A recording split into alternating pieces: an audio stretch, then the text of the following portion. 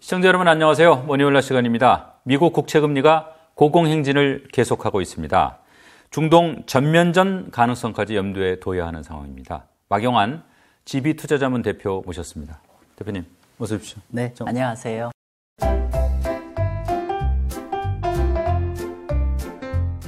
오랜만에 뵙습니다. 네, 1년 만입니다. 안 그래도 지금 미국 국채 금리가 좀 많이 오르고 네. 또 경기가 그렇게 좋지도 않은 상황인데 이 중동에서 참 이 불꽃이 지금 막 번지고 있단 말이에요. 네. 이게 우리 경제나 채권이나 이쪽에 미칠 영향은 어떨 걸로 간략하게 한번 좀 말씀 좀 해주십시오. 사실은 아직 그 사건 전개 초기 단계라서 어떻게 전개될지에 따라 상황은 달라지겠지만 그냥 일반론을 말씀드리면 일반적으로 주식과 채권 시장이 이런 지정학적 이벤트가 발생했을 때 결과적으로는 큰 영향이 없었다는 게 결론이고요.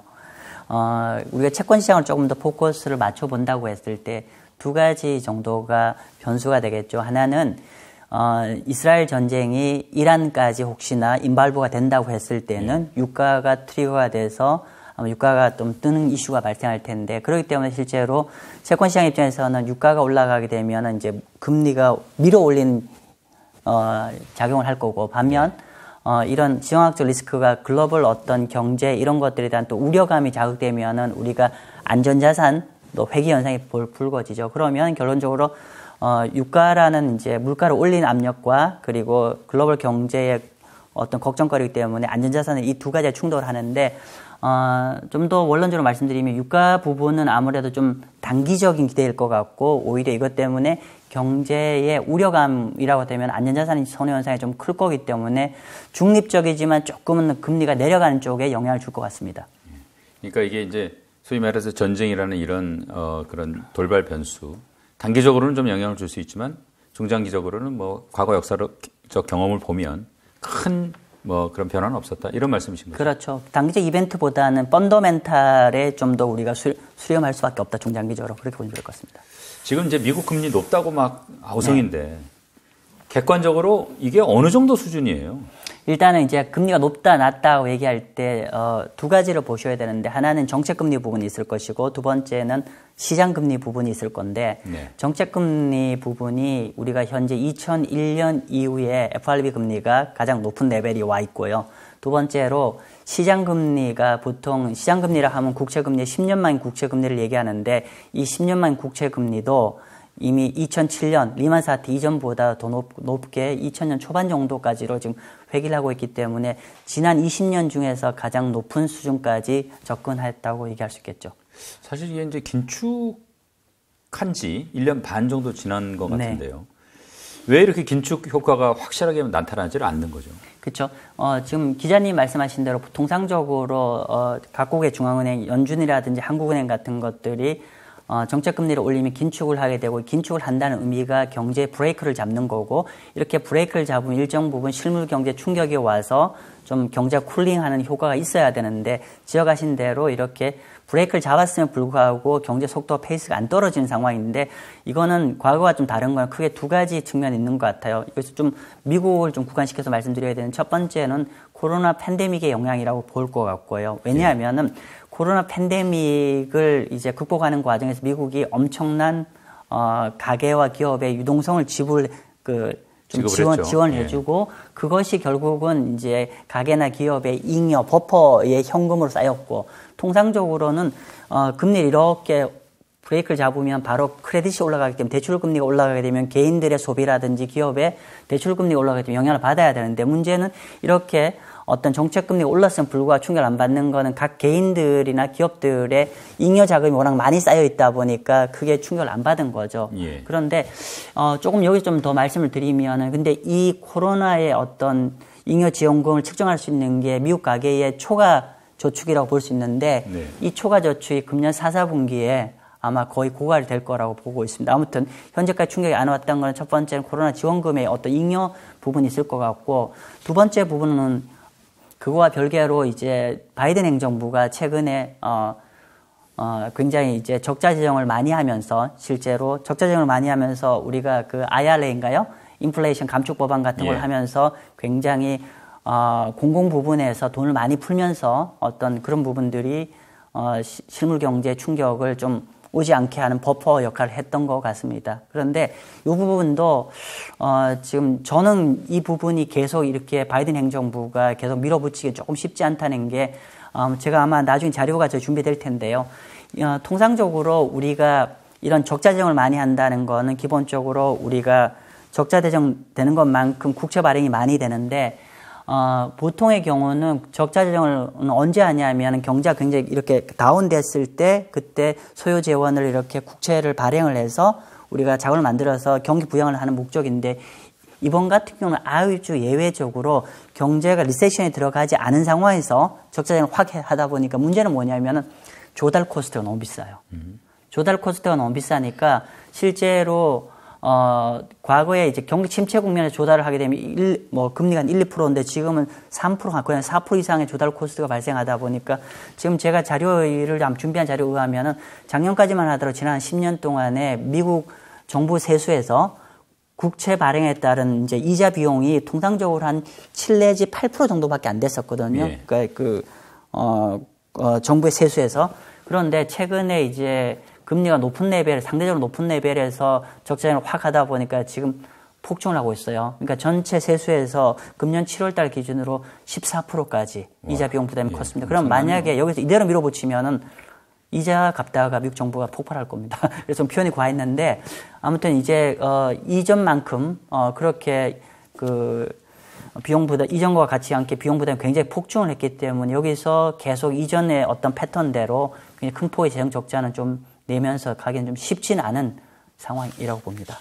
채권이 금리가 원래 사실 좀 통상적인 수준보다 높았는데 네. 최근에 그야말로 급등했지 않습니까? 네. 얼마나 오른 거죠? 최근에 이제 원래 지난 한 1년간에 우리가 이제 9월 20일부터 이제 이제 탁 튀어 올라갔는데 그 이전만 하더라도 과거, 그러니까 9월 20일 기준으로 그 이전 1년을 본다고 했을 때는 레인지가 3.3%에서 4.2 정도 레인지였습니다. 예. 그 레인지에서 이제 있다가 실제로 트리거가 된 거는 이번에 9월 20일 연준 미팅 파월 의장의 인터뷰가 나온 다음에 예. 그게 뚫리기 시작했어요. 제가 자료를 좀 준비를 했는데 이 자료에 의하면은 9월 20일 연준 미팅 끝나면서부터 4.3 정도 레인지가 상방으로 뚫리면서 4.8까지 폭증을 하게 된 거죠. 이게 이 미국 실물 경제에 대해서 사실 비관적인 전망이 좀 많이 있었었는데 네. 이게 참 무색할 만큼 미국 실물 경제가 좀 양호하고 이런 상황이 결국은 금리 급등하고도 무관하지 않은 거 아닙니까? 그렇죠. 실제로 이제 최근에 금리가 올라가는 역할 중에 하나를 한 게 실물 데이터가 특히 이제 경제의 어떤 실물 동향이 굉장히 양호하면서 예. 사실 그 전제가 하나 있죠. 이번에 금리가 9월 말부터 폭증하게 됐던 게 파월 의장이 연준 경제 프로젝션을 하면서 higher for longer라고 이전보다도 금리가 좀 높게 그리고 좀 오래 그러니까 연준 금리 인하 시점 좀 딜레이 되면서 좀 시장에서 그러면 금리가 좀 더 오래 유지되겠구나 싶어서 올랐는데 여기에다 플러스 최근에 10월 초에 발표되어 있는 미국 경제 데이터가 굉장히 생각보다 좋게 양호하게 나오면서 예. 맞물려서 올라갔어요. 그런데 최근에 이제 미국 국채 금리 급등 현상을 좀 자세히 보면은 이게 보통 이제 사실은 이제 국채 금리 급등에 가장 크게 추세적으로 갈 거라고 생각하면은 물론 인플레이션이 올라가면서 국채 금리가 올라가면 사실은 진짜 걱정을 해야 되거든요. 예. 그런데 최근 같은 경우는 국채 금리의 어떤 기대 인플레이션은 크게 안 올라간 반면에 어떤 실물 경제가 주로 올랐다고 보셔야 될 것 같고요. 최근에 제가 자료를 한번 여기 자료를 준비를 했는데 보시면은 이 자료에 의하면 이제 이게 모건 스탠리 지난주 주말 자료입니다. 보면은 네. 최근에 왼편 자료를 보면은 주로 경제의 그러니까 펀더멘탈이 최근에 세지면서 금리 올라갔다는 걸 확인할 수가 있고요. 실제로 국채 금리의 주요 구성 성분인 어떤 기대 인플레이션은 최근에 크게 안 올라가고 있어요. 예. 그래서 최근에 금리 급등이 우리가 일반적으로 많은 분들이 혹시나 우려하는 게 인플레이션 추세적으로 올라가는 걸 우려해서 올라간 건 아니다. 오로지 현재까지 나온 실물 경제 데이터들이 좀 세게 나오면서 주로 영향을 받은 걸로 측면이 강합니다. 이 지금 이 금리가 이렇게 가라앉지 않는 또 다른 뭐 이유는 어떤 게 있습니까? 그렇죠.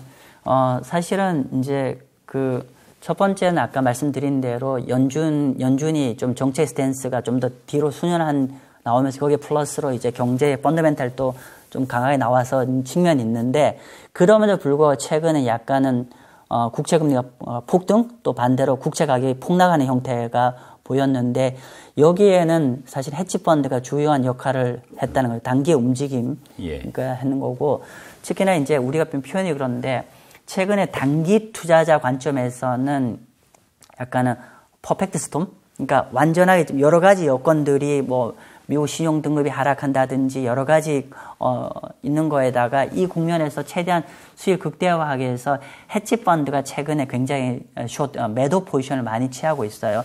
지금 화면에 보시는 자료는 이제 영국 파이낸셜 타임즈의 기사 자료인데, 오른편 자료를 보면 이게 헤지 펀드가 숏 포지션을 한 건데요. 최근에 헤지 펀드가 거의 지난 10년 중에서 가장 미국 국채를 숏을 많이 치고 있다는 거죠. 즉 미국 국채 숏을 많이 치고 있다는 건 미국 국채 가격이 하락하는 쪽에 배스를 한다는 거고, 반대로 금리가 올라가는 쪽에 배스를 했다는 역할이고, 실제로 이렇게 국채 숏 포지션에 헤지 펀드가 많이 들어왔다는 건 그만큼 이번 국채 가격 하락, 국채 금리가 상승하는 거에 주범이라고 보여지고요. 근데 이제 조금 이제 여러분이 너무 그렇게 걱정 안 하셔도 되는 게 뭐냐면, 여기 왼편에 있는 SM 매니저스의 롱 포지션이라 되어 있는데, 이거는 뭐냐면 중장기적 연기금이라든지 세계적인 펀드들의 SM 매니저의 롱 포지션, 즉 매수 포지션은 또 사상 최대로 미국 국채를 많이 사들이고 있어요. 즉 이게 헤지 펀드의 스탠스는 단기적인 쇼텀의 관점에서 플레이하는 거고, 이 중장기 플레이를 하는 SM 매니저스는 반대로 최근에 국채금리가 폭증하면서 가격이 하락한 거를 장기 관점에서는 굉장히 저가로 살 수 있는 좋은 매수로 활용한다고 보시면 될 것 같습니다. 장기적으로는 국채 수익률이 내려가면서 가격은 올라갈 거다, 이렇게 보는 거죠, 지금 이 기관 투자가들이. 그렇죠. 최근에 이제 헤지 펀드 때문에 얘가 준동을 해서 가격은 하락하고 금리 폭증한 거를, 가격 하락한 거를 이제 기노배 투자자들은 이제 싼 가격의 국채를 살 수 있는 너무 좋은 찬스로 활용하고 있다라고 해석하면 될 것 같습니다. 이제 이게 사실은 금리라는 게 결국은 뭐 단순하게 얘기하면 돈의 값 아닙니까? 그렇죠. 돈값이 비싼 거예요, 지금. 그것도 오래 유지가 되고 있어요. 이런 뭐 무슨 사달이 나도 좀 나는 거 아닙니까? 그런 게 좀 걱정이죠, 사실은. 예, 사실은 모두가 걱정하는 게 그 부분이죠. 사실은 과거에 이렇게 시장금리, 국채금리가 올라간 거는 결국은 이 단기적인 국채금리 상승이라는 게 결국은 마지막은 어떻게 끝났냐면은 금융 이벤트로 실제로 끝난 게 대다수의 경우. 안 좋은 이벤트인 거죠. 그렇죠. 그래서 제가 지금 화면에 준비한 자료인데, 여기가 BCA라는 이제 세계 넘버원의 독립 리서치가 만든 자료입니다. 그런데 이게 지난 한 45년, 40년간 그래프인데, 보시면은 이렇게 금리가, 이게 미국 국채금리 10년짜리인데, 금리가 단기간에 폭증을 했을 때는 항상, 예를 들면 87년도 같은 경우에 블랙 먼데이를 맞이했고요. 그리고 예를 들면은 2000년 같은 경우도 우리가 사람들이 2000년에 IT 버블 터진 것만 기억하는데, 그 전에 금리가 어떻게 움직였는지를 한번 보시면 아주 흥미롭습니다. 보면은 2000년에 IT 버블 터지기 전에 금리가 한 4%대에서 한 7%대까지 한 3% 정도가 폭발적으로 올라갔었죠. 그리고 이게 금리가 폭증해서 터졌고요. 그리고 실제로 이전에 리만 사태도 마찬가지입니다. 리만 사태도 그 전에 금리 쭉 올라간 거고요. 어쨌건 간에 지금 최근에 2000년이죠. 2020년 코로나 팬데믹 터지면서 그때 금리가 거의 제로 금리에서 지금 거의 5% 육박하게 한 2년 사이에 폭발적으로 올라갔기 때문에, 결국 이렇게 조달 코스트가 거의 제로에서 5%까지 올라갔다는 것은 결국은 일정 부분 금융 이벤트가 조성이 될 여지가 굉장히 높다고 볼 수밖에 없고요. 그리고 여기서 이제 그럼 왜 그러냐고 했을 때 결국 이런 것 같습니다. 우리가 결국 이제 정책금리를 올린다는 거는, 보통 금리를 올린다는 건 두 가지죠. 하나는 금리를 올린다는 건 순기능이 있을 것이고 역기능이 있을 거예요. 금리를 올릴 때 순기능은 경제 버블을 잡아주는 효과고, 그런데 금리를 과하게 올리면 결국 경제의 옥죄는, 그러니까 조달 금리라든지 개인들의 비용이 너무 많이 유발하기 때문에 이건 경제를 이렇게 누르는 이제 프레셔를 주는 형태인데 결국은 이제 우리가 뭘 보셔야 되냐면 중립금리죠. 유출월 금리라고 해서 초반에 금리 올릴 때는 이게 금리를 올리더라도 순기능이 더 역기능보다는 좋은 작용을 하기 때문에 경제 충격파가 없었는데 미국은 이제 이 중립금리를 이미 관통해서 그 위로 올라갔다고 보셔도 될 것 같습니다. 특히나 요번에 제가 아직 요번 방송에 준비를 못했는데 파월 의장의 스피치 그 양반이 연설문에 자세히 보면은요 이미 그 연준 자체에서도 시인을 하고 있습니다. 중립금리 어버브 중립금리보다 현재 금리가 더 높은 레벨까지 와 있다. 그리고 또 하나 이분이 표현하는 건 리스트릭티브 이미 금리가 경제를 옥죄는 레벨까지 와 있다라고 본인들도 이미 시인을 하고 있어요. 그렇게 하다 보면은 이게 일정 부분 이제 경제 그러니까 그런데 이 중립금리보다 그러니까 딱 그 역기능은 최소화하면서 순기능 극대화하는 게 중립금리. 중립금리보다 이미 높이 와 있고 만약에 더 올라간다면 이 중립금리보다도 더 멀리 갈수록 경제 충격파는 더 커질 것이고 또 이 중립금리보다 위에 있는 기간이 길어지면 질수록 결국 약한 고리부터 무너질 수밖에 없는 상황이지 않을까 싶습니다. 이 중립금리라는 건 이제 경제가 체질적으로 좀 견딜 수 있는 수준의 금리를 말씀하시는 거죠. 그렇죠. 지금 그렇다고 하면은 금리 상승에 가장 취약한 고리 그건 어떤 게 있습니까? 이거는 뭐 우리가 직관적으로도 이해하실 수 있을 것 같은데 부동산이죠. 부동산입니다. 그러니까 예를 들면은 이제 특히 미국 같은 경우는 한국을 생각하면 직관적으로 바로 들어와요, 그죠? 우리가 한국의 프로젝트 파이낸싱 같은 경우도 이런 거죠. 미국에 우리가 그 상업용 부동산, 커머셜 리얼 에스테이트하고 이 두 가지가 부동산 연결고리가 아마 가장 취약할 것 같은데 이거는 뭐 제 개인적 견해가 아니라 최근에 메릴린치에서 전 세계 펀드 매니저들한테 서베이를 했어요. 만약에 향후에 어떤 크레딧 크런치, 신용 경색이 난다고 했을 때 어느 부분이 터질 거라냐고 질문해 봤을 때 둘 중에 한 50% 이상이 미국의 상업용 부동산을 지적을 했어요. 그러면 왜 상업용 부동산이 문제가 되냐면은 이 상업용 부동산이 만약에 터지게 되면 결국 금융권으로 전이가 될 수 있고 실제로 그게 맞물려 있기 때문에 좀 그런 상황인데 그러면 간단히 한번 보죠. 제가 지금 이제 상업용 부동산, 미국 상업용 부동산 부분에 가장 큰 문제가 되는 게 최근 한 4, 5년 동안에 미국 중소형 은행이 상업용 부동산을 폭발적으로 대출을 많이 줬어요. 대형 은행은 별로 주질 않았고 그래서 실제로 미국 상업용 부동산의 70%가 중소은행에서 대출이 나갔다는 거죠. 그러면 상업용 부동산이 문제가 딱 터지면은 그대로 그걸 절대 대출을 갖고 있는 중소은행도 같이 연결고리가 터질 것 같고요. 자, 그러면 상업용 부동산 부분이 직관적으로 우리가 한번 보면은 해법이라고 하면은 첫 번째는 경제가 좋아져서 이 상업용 부동산 가격이 올라가거나 또 두 번째로 경제가 좋아서 임대가 많이 되면 해결이 될 것 같은데 실제로 그렇지 않은 것 같아요. 지금 화면에 보시면은 미국 오피스 가격이 최근 한 1, 2년 사이에 무려 30% 정도 오피스 가격이 하락을 했고요. 또 게다가 최근에 이렇게 대출금리 계속 올라가다 보니까 추가적으로 가격이 하락할 것 같고 사실 더 큰 걱정은 뭐냐면은 미국 전체의 공실률이 무려 한 19%입니다. 그러니까 이 데이터가 조사된 게 2005년부터인데 2005년 이후에 가장 높습니다. 즉 미국 전체 오피스의 5개 중에 하나는 다 공실이라고 보시면 될 것 같아요. 그래서 일단은 이런 어떤 가격적 측면, 공실 측면도 현재 금리 계속 올라가는 국면이 경제가 오히려 금년보다 내년 좀 더 부진할 것 같은데 이렇게 하면 이 부분 해소가 안 될 것 같고요.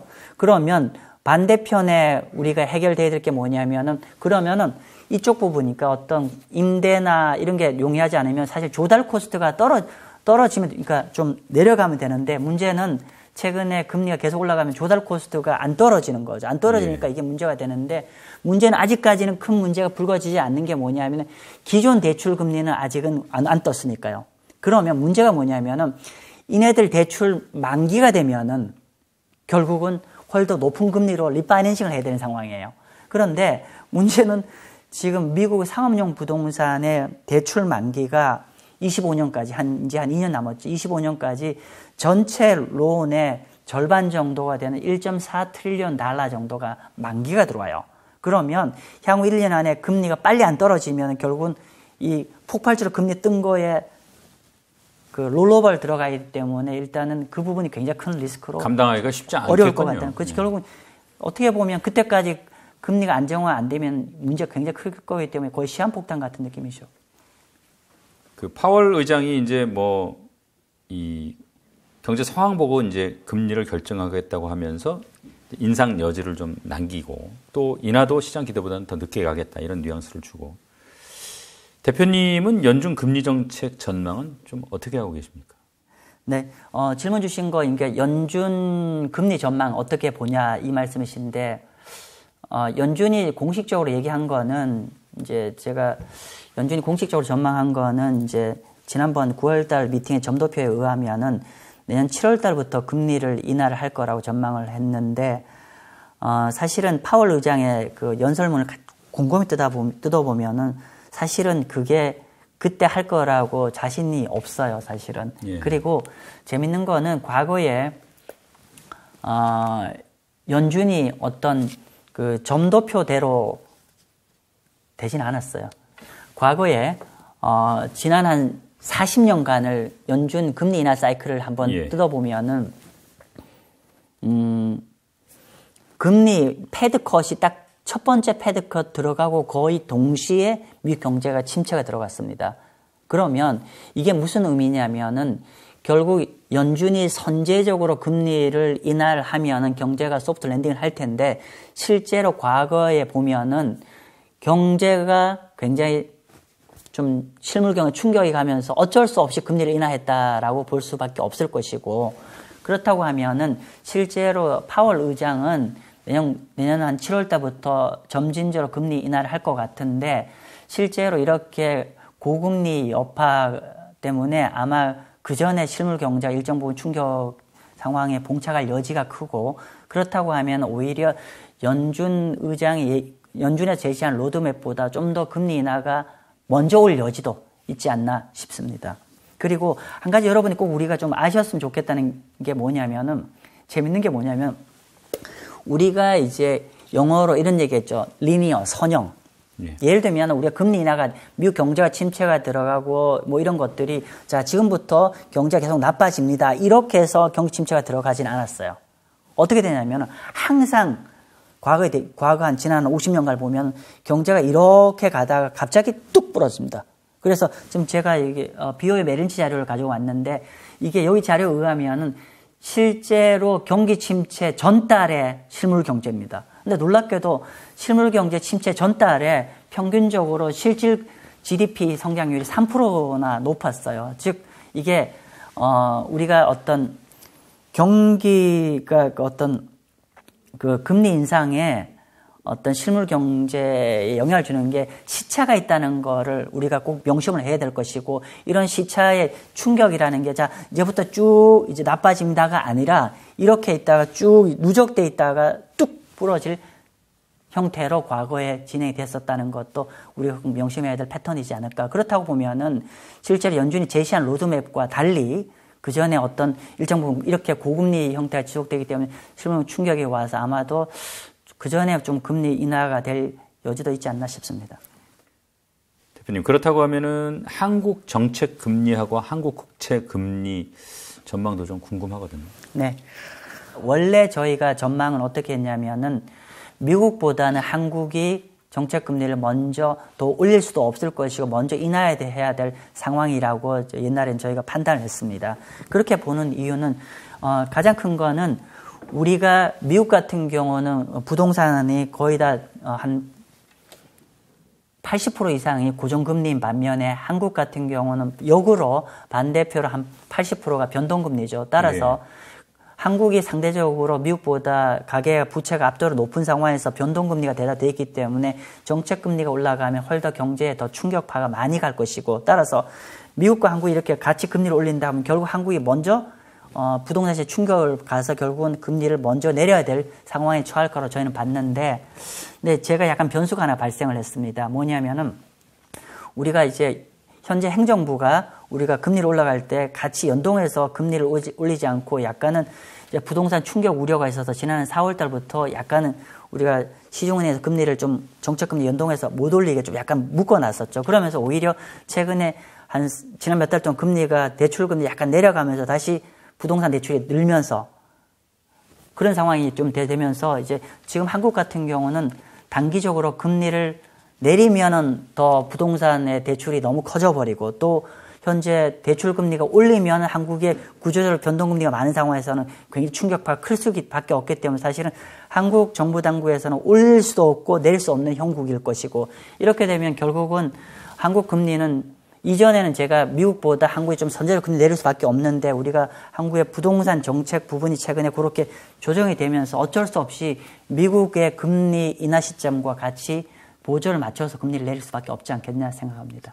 지금 집값이 좀 들썩들썩하고 하는 것 같으니까 쉽게 금리 내리기도 좀 어렵다 이런 말씀이시네요. 그렇죠. 결국은 미국이 좀 내려주는 환경이 되어야만이 내릴 수 있을 것 같습니다. 그렇다고 하면 이제 채권 금리가 이렇게 급등할 때 주식 투자 전략은 어떻게 가져가는 게 정석입니까?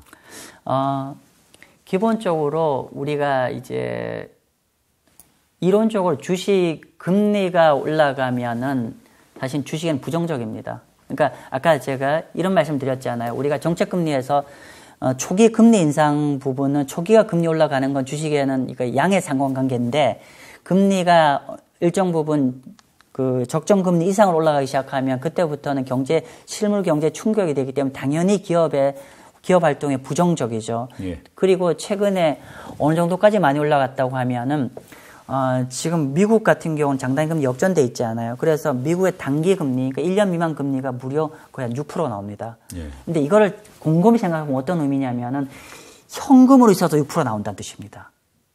그러면 우리가 과연 지금 주식을 투자를 한다고 했을 때 우리가 항상 기회비용을 생각하는 거니까 이렇게 어떤 우리 기본적으로 조달 코스트가 올라가게 되면 주식의 밸류에이션도 많이 좀 떨어지는 반면에 우리가 어떤 리스크를 떠안지 않는 것도 6%인 상황이기 때문에 현실적으로 이렇게 금리가 높은 상황에서는 사실은 저는 주식 비중을 좀 줄이는 게 맞지 않나 싶습니다. 제가 여기 어떤 자료를 가져왔냐면은 이거는 미국의 S&P 500의 어닝 일드라는 건 이론적으로 주식 투자를 했을 때 이론적으로 나올 수 있는 기대 수익률. 예. 여기에다가 미국 3개월 국채 금리를 비교한 겁니다. 그래서 지금 보면은 여기 S&P 500의 어닝 일드 마이너스 3개월 국채 금리를 비교한 건데 재밌는 거는 이 3개월 국채 금리 대비해서 주식 기대 수익이 높으면 높을수록 사실은 주식이 더 매력적인 거잖아요. 그런데 여기 제가 재밌는 흥미로운 게 과거에 이렇게 어닝 일드 고점이 2003년 3월 달, 그리고 2009년 3월 달, 그리고 2000년 3월 달 코로나 팬데믹 저점이었거든요. 예. 이때가 이런 어닝 일드가 국채 금리보다 이렇게 가장 높았던 시점이었는데 그게 무슨 말이냐면은 우리 직관을 생각해 보죠. 2003년 3월 달에 국채 금리 어땠죠? 거의 제로 금리였고. 그리고 주식은 그때 폭락을 했기 때문에 주식의 PER 밸류에이션이 굉장히 쌌습니다. 그러면 사실 그때는 주식 투자의 최적점이라는 거예요. 우리가 어닝 일드는 어떻게 계산하냐면은 PER을 역수를 취하는 거거든요. 예. 예를 들면 그 당시에 PER이 10배 정도였다면 이론적으로 주식의 기대 어닝 일드는 10% 정도 되는 거고 반면 그 당시에 국채 금리는 거의 제로였으니까 플러스 10 정도 된 거죠. 이랬을 때는 사실은 대세 상승장이었어요. 모두 다 공통적으로. 근데 지금은 주식의 어닝 일드가 한 5% 정도밖에 안 되는데 3개월, 그러니까 우리가 3개월 국채 금리가 거의 한 6% 육박하거든요. 지금 오히려 마이너스입니다. 이 마이너스인데 이 마이너스는 그만큼 이제 사실은 주가는 비싸고 밸류에이션이 반면 무위험 자산이 이렇게 높다는 거기 때문에 매력적이지 않다는 건데 재밌는 거는 우리 2000년에 IT 버블일 때 그 당시에도 지금과 똑같은 상황이었습니다. 밸류에이션은 비싸고 밸류는 비싸다 보니 주식 어닝 일드는 굉장히 낮고 반면 국채 금리는 높았어요. 아니나 다를까 그때 사실 주식시장이 굉장히 좀 안 좋았었죠. 지금 약간 그런 상황과 비슷한 상황입니다. 많은 분 질문 주시는 게 느낌이 뭐냐면은 채권을 주식처럼 거래하세요. 다들 접근을. 그래서 일시적으로 금리가 뜨는 거에 굉장히 혼란스러워하고 어려워하세요. 채권은 가격 게임을 하는 게 아니라 채권은 매크로에 투자하는 거기 때문에 매크로는 몇 달 안에 크게 바뀌는 게 아니라 2, 3년 뒤에 어떤 큰 그림을 접근해야 되니까 일단 긴 호흡을 투자해라는 게 첫 번째 제가 말씀드리고 싶고요. 두 번째는